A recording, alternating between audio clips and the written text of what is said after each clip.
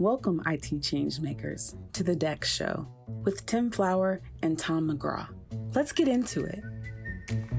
Hello, changemakers. Welcome back to the DEX show within a show within a show. We will never run out of fantastic Nexthinkers to talk to. Today, we welcome for the first time Director of Customer Success, Monica Filak. How are you, Monica? Welcome to the show for your debut guest on Reality Bytes. Hello, very happy to have you.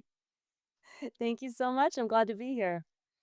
And look, I should also mention, I often forget this when I'm introducing, but it is the Reality Bytes panel in miniature today. We have my man Tim Flower and we have Oriana as well. Hello to you both. Monica, they have questions for you. I have questions for you. But to begin with, maybe if you start with a short introduction for our audience about your role and responsibilities at Nexthink and in the DEX sector more broadly. Sure. So I'm the leader for our Nexthink customer success team here in North America. In short, my customer success managers lead and guide our customers through their journey with Nexthink, really to just ensure that they're achieving their strategic objectives and realizing value in the way that matters most to them. Superb. And you've been a Nexthinker for about a year now. How has the experience shaped your understanding of DEX, and how has that differed a little bit from, say, your expectations going into the role? Yeah, I actually really like this question. The concept of DEX for me was well understood coming into Nexthink. Quite frankly, it's what led me here. Oh, really? I feel that it's the right time for companies to be thinking about how their technology investment is actually impacting their organization and understanding the reality of the results that it's driving for them or not. But when I got into Nexthink, I had previously seen DEX as a tool, and I learned that it's something much more than that. It's not something that you buy and execute, like so many enterprise technologies that you buy and execute. The reality is that it's an entire methodology. There's a whole process that goes beyond just the technology. And this is what really drives the reshaping of an organization and true transformative success. So, Monica, you and I actually have something in common. When I came over 10 years ago, one of the hats that I wore, of the many, it's why I don't have much hair left, I kept swapping hats around, was as a director of customer success for North America. So it's awesome to have you here carrying that mantle forward. One of the things as a customer we knew early on was we didn't want to just buy the shiny tool. We wanted to operationalize and get the most out of it. So dig a little deeper into that concept of DEX as a methodology. Gartner has said that DEX is a technology category, and they kind of categorize us by vendors who have tools. But go a little deeper into where you kind of how you think about DEX as a methodology, and talk a bit about where most organizations fall a bit short when they try to put it into practice. Yeah.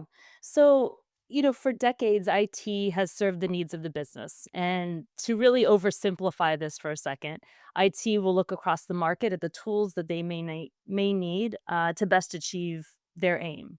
So, for many customers, I find that they at first look at DEX in this way.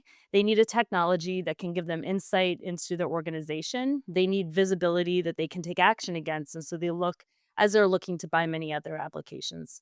But our most successful and most strategic customers really understand that there's more. Nexthink is an entire methodology that's focused around five pillars. You do have the technology component, of course, that's important, but there's also the people. Who within your organization do you need to engage and be involved with? How are you thinking about this in terms of how you're organized? How does it impact the way that you're structured? What processes need to be created or modified in order to take effective action against these insights that you've gained with all of your visibility now? How are you communicating these changes to your org? This is one that many customers don't necessarily think of. But the way that you're driving awareness can drive adoption. And change can be hard for organizations. So you really need to think this through in a thoughtful manner. And then when thinking about value, what metrics are valuable to you and to your leadership? Some is cost reduction, perhaps through software reclamation. For others, it's ticket avoidance and so on and so forth. So where do you want to focus? So my team works with customers around this entire methodology, really to help refocus their thinking, to create a solution that makes the most sense for them. So it does differ by customer and does differ by industry, by size of company, and more. So we really work one-on-one with them, and that's what my team helps with.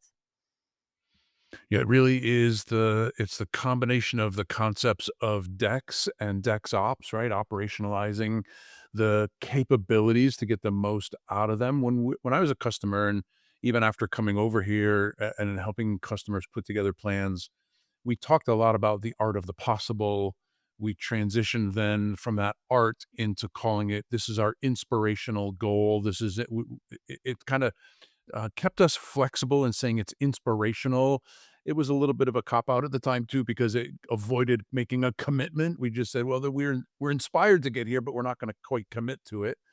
Where do you see some of the biggest gaps between people setting a vision of what they want to do and the reality of what they actually can do and what they can accomplish in most places? Yeah. Well, like I said, so many of our customers are so different. So I already mentioned those that come in thinking this is a tool and a plug and play solution. We work through them with that methodology. So their vision and reality is quite vast. Sometimes our customers have a clear vision. They know what they want to do, but they're just not sure how to do it necessarily. So they may or may not know the big strategic goals. We really help them break that down into smaller parts. Which ones do you prioritize first, second, and third? So we can help here by leading with early wins that drive the most value or processes that would be easiest to adopt for them based on how they're already structured today.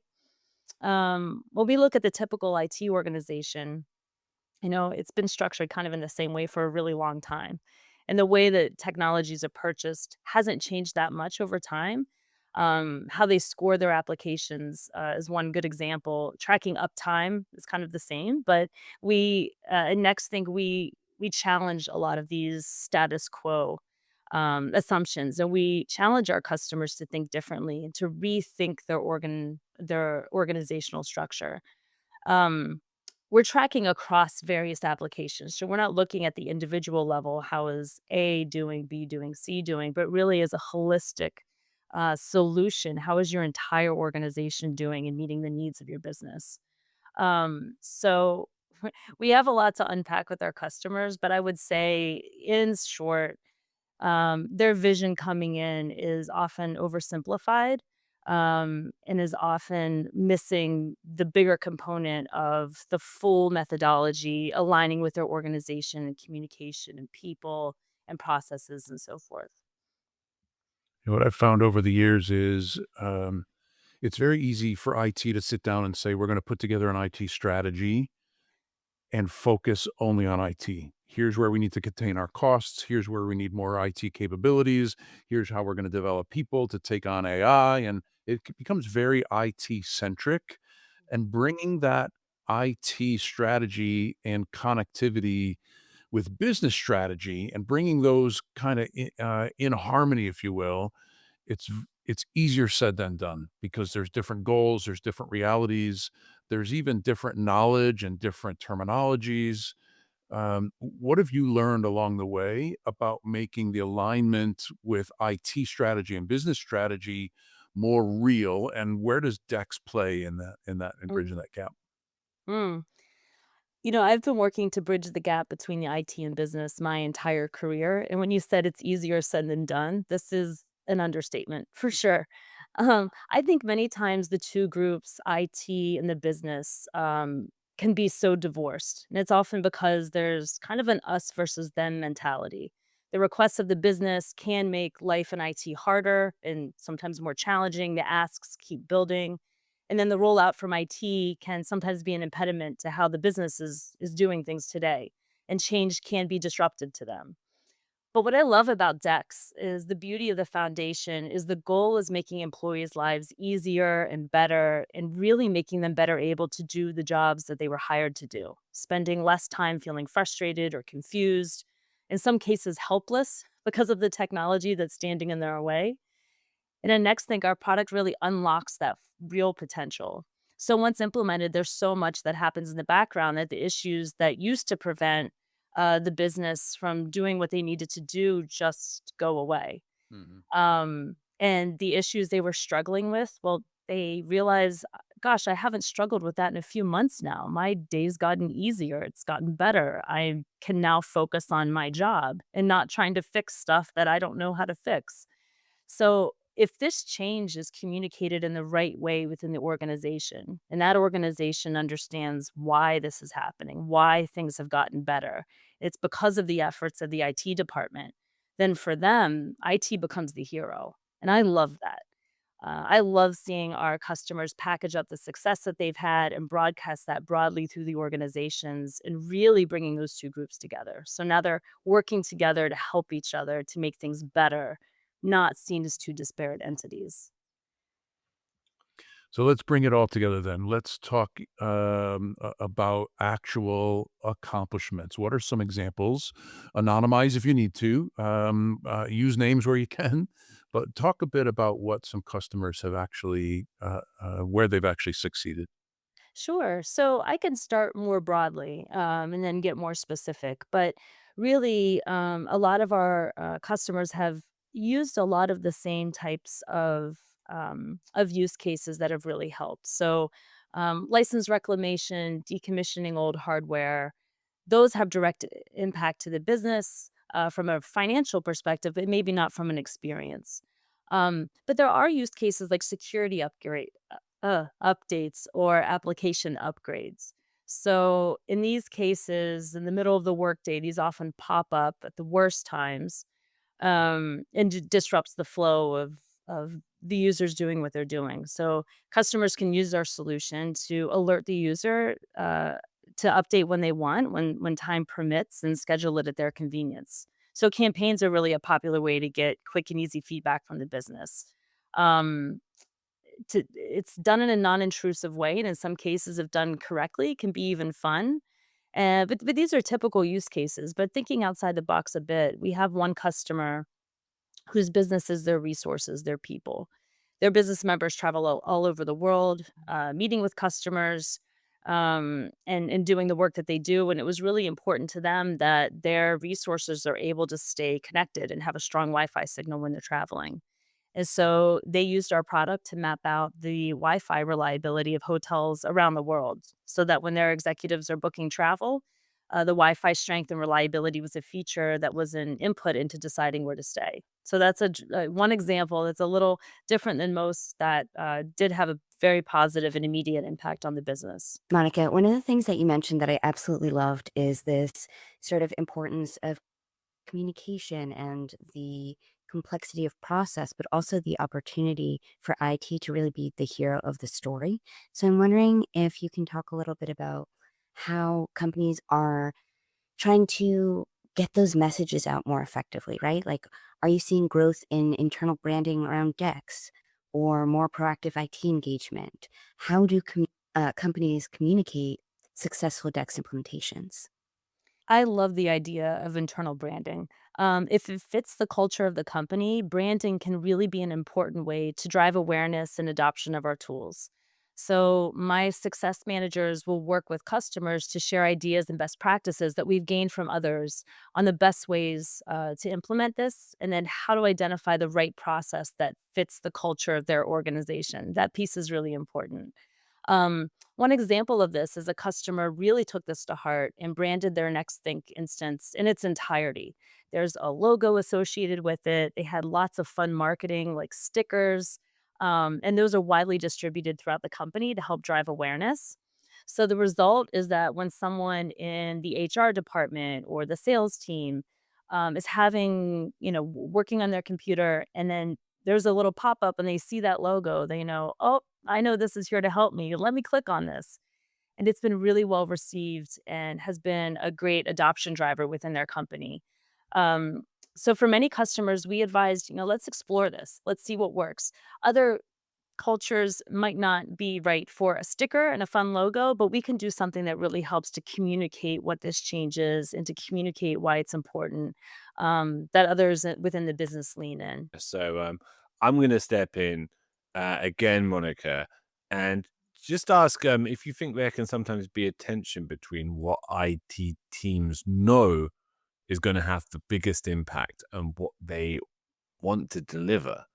And if so, how do you navigate that? And where does that tension come from? Yes. We see this tension often, and I wouldn't call it tension so much as getting distracted by what I call the shiny things. So our tool can do lots of really cool things. And once a company signs with Nexthink and we have the executive buy-in and we understand what they're trying to achieve, once the work starts, it's really easy to get distracted. So what we're finding is the teams often don't realize all the cool stuff that it can do. They become excited by it. They say all these issues or items that were making my job tricky before, I can solve for them. And if this is left unchecked, it's like a runaway train in a good way because we're still building things that matter and make a difference, but it might not be the big wins or meeting the strategic objectives of the organization. So it's the job of my team to make sure that we're prioritizing the needs of the business and ensuring that those strategic objectives are met and that the reason that the customer bought in the first place, that we're achieving those aims. So we're able to show value to the leadership in a timely manner, which is what we want. So we work alongside our customer teams to make sure that the right use cases are prioritized first. We have benchmark data and guidance that's built from doing this with customers all over the world. And we can really guide them on quick wins in those high value use cases. Our goal is to build the plan that meets their needs, that prioritizes those high value cases, surfacing use cases they might not have considered. We help them track progress too along the way. And then we also do make sure they have time to build the other cool stuff because that's fun too. Indeed, it is. And just harkening back, Monica, to your mention of internal branding initiatives. I maybe told this story on the pod before, but not for a while, not for a couple of hundred episodes or so. But there was a French insurance customer of ours, and I got to speak to somebody there at an experience event many years ago, and he told me that they'd branded their proactive capability of the organization as precogs using the terminology from Minority Report. The movie where they have the psychics being able to tell who's about to commit crime and stuff. That was definitely the most creative and enjoyable branding I'd come across. But using that as a sort of platform to step into the future a moment, Monica, obviously, as AI is becoming more embedded in DEX, how are you seeing on the ground teams adapt or begin to adapt or plan to adapt, both technically but also culturally? And what's the mood like among the IT professionals you're working with when it comes to embracing AI into their day or integrating AI into their daily workflows? Yeah, I think at first, when AI was coming onto the market, there was a fear. There was this misnomer that AI will take all of our jobs. But as you know, AI has no conscience. It's very good at sifting through large amounts of data and reporting back on trends and insights based on the data that it has. But it can't be creative. It can't be deeply insightful in the way that humans can. Just a really, really efficient tool that helps to address what I call noise in any job. And I think that a lot of IT professionals are seeing this. So if we take one example of a support desk, a typical day in a support desk, someone's having a problem. They submit a ticket. The support team gets that ticket. It says system A doesn't work. Now, this could be true. It could be system A doesn't work, or it could be a symptom of a real problem with system B. It's hard for the agent to really know. So they spend a lot of time digging around, investigating, doing research. This can take a long time. Then they finally troubleshoot with the person. They eventually come to a resolution, and then they move on to the next ticket. Ticket says system 8 isn't working, and it just continues on and on. So what our customers are doing is embracing AI in this way to reduce that noise, to remove the tedious burden from, in this case, a support desk.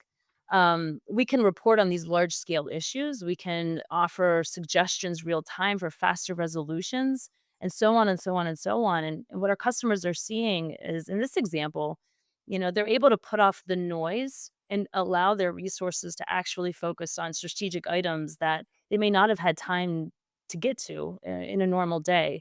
I have one customer that signed about 6 or 7 months ago, and he really just got it. I mean, he came in, and I'm so excited to work with these customers because they come in, they have the vision, they understand DEX as a whole methodology, they have a strategy. And he wanted to go in with his organization and say, reimagine your day at the support desk as a way to drive adoption.